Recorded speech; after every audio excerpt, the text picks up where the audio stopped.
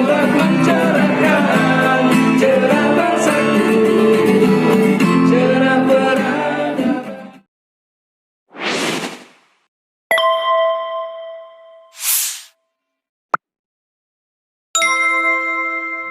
Baik, selamat siang sahabat Harus News.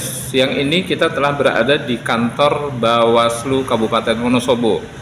Di acara ngopi, ngobrol pintar perihal Indonesia, kita akan berbincang pintar terkait Indonesia. Dan sahabat Harus News, perlu diketahui di hadapan kita ada Ketua Bawaslu Kabupaten Wonosobo dengan Pak siapa Pak? Sarwanto. Pak Sarwanto. Pak Sarwanto, dalam hitungan beberapa bulan ke depan Indonesia akan mempunyai hajat besar, yaitu pemilihan anggota legislatif dan pemilihan presiden. Dan di acara ngopi ngobrol pintar perihal Indonesia, Harus News dan para sahabat Harus News yang ada di Nusantara ini ingin mendapat sebuah keterangan sebenarnya tupoksi Bawaslu seperti apa sih Pak Sarwanto? Ya, yang pertama saya ucapkan terima kasih ada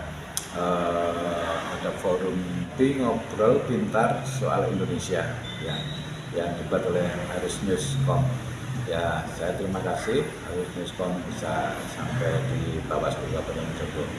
Yang pertama tentunya bahwa pemilihan umum kita sudah semakin dekat, dan di dalam proses penyelenggaraan pemilihan umum selain ada Komisi Penyelenggaraan Pemilihan Umum juga ada Badan Pengawas Pemilihan Umum.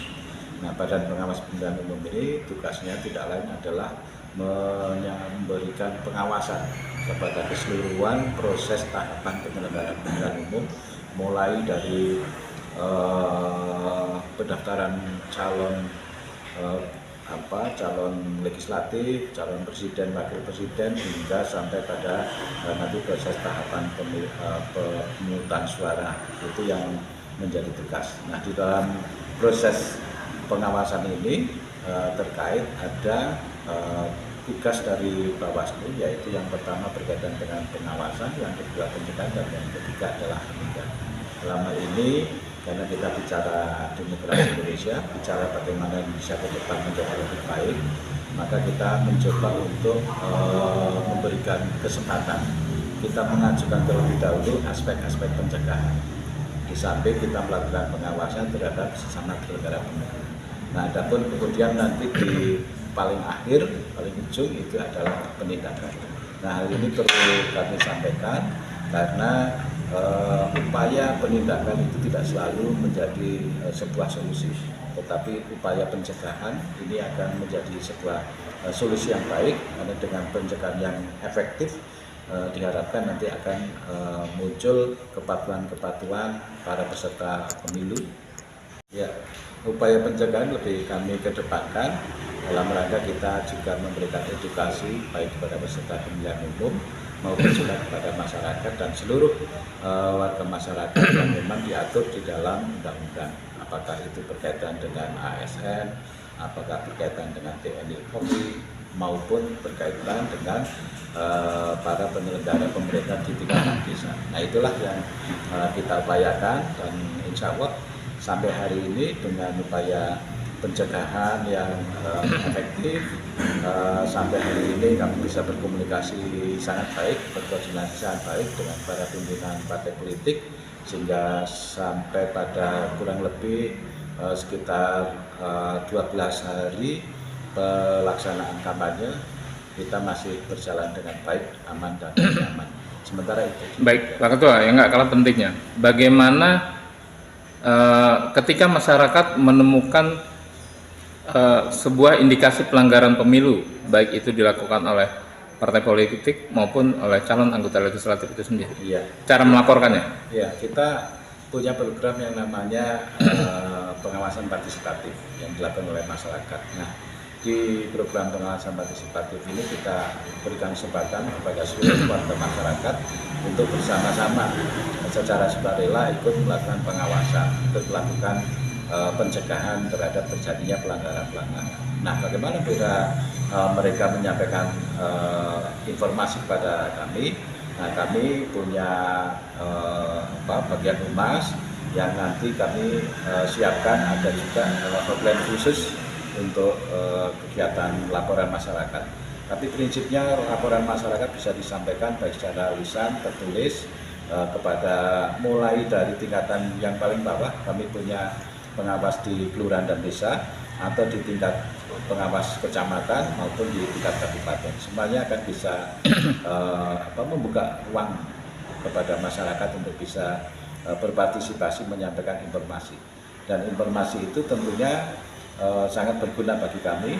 Oleh sebab itu kami jamin betul setiap warga masyarakat yang menyampaikan informasi pada kami, identitasnya kami jamin, dan kami akan tindak lanjuti untuk sebuah penelitian apakah informasi yang disampaikan masyarakat itu betul atau tidak. Kalau betul, berarti itu menjadi sebuah temuan yang akan kami tindak lanjuti. Kalau toh misalnya laporan dari masyarakat itu ternyata tidak betul, ya kami hentikan. Oh, baik. Baik, yang nggak kalah pentingnya, himbauan Pak Ketua. Ya. Buat masyarakat agar menciptakan pemilu 2024 besok di bulan Februari, baik itu legislatif maupun presiden, Ya. menjadi pemilu yang jurdil dan aman. Ya, tentunya sesuai dengan asas pemilihan umum kita adalah langsung, umum, bebas, rahasia, jujur, dan adil. Nah, semuanya ini tidak bisa berjalan dengan baik manakala tidak ada dukungan dari masyarakat. Nah, oleh sebab itu kami tadi sudah sampaikan bahwa masyarakat juga kami dorong untuk melakukan pengawasan partisipatif. Nah, dalam hal ini kami menghimbau kepada masyarakat, mari kita pertama gunakan hak pilih masyarakat dengan sebaik-baiknya dan jadikanlah masyarakat sebagai pemilih yang rasional, pemilih yang merdeka, yang bisa menentukan pilihannya secara mandiri. Kemudian yang kedua, bahwa kegiatan pengawasan partisipatif ini sangat penting, maka kami juga menghimbau supaya masyarakat juga nanti bisa menjadi pemilih yang peduli, terhadap proses dinamika yang terjadi selama kegiatan kampanye hingga nanti pemungutan suara akhir.